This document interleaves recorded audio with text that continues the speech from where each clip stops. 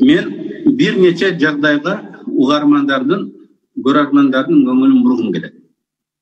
90-жылы Союз тарагандан кийин адамзаттын тарыхында болбогон мүлк таламай болгон.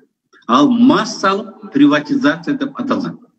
Çoğun Советтик империянын бардык мал мүлкү кыска убакыттын ичинде ошол кездеги мыйзамдарга ылайык элге таратылып берилди.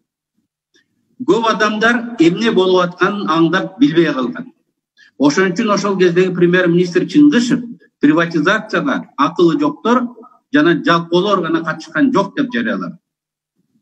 Бирок кийин адамдар эмне үчүн мага тийбей калды, эмне үчүн башка адам ушунча байлыктын ээси болуп калды, миллиардер болду деп ичинен нааразы болуп келе жаткан.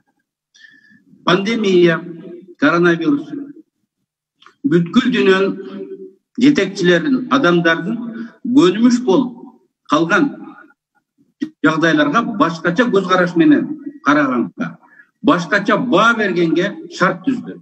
Элдер карап, чын эле мындай болбош керек эле го. Дүйнөлүк тартип, мамлекеттин ичиндеги тартип башкача болуш керек деген жагдай түздү.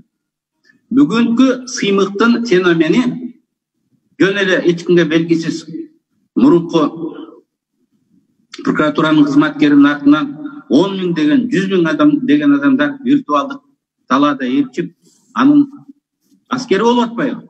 Бул кайдан келип чыкты? Анткени эл ошону талап кылып турган, эл ошону каалап турган.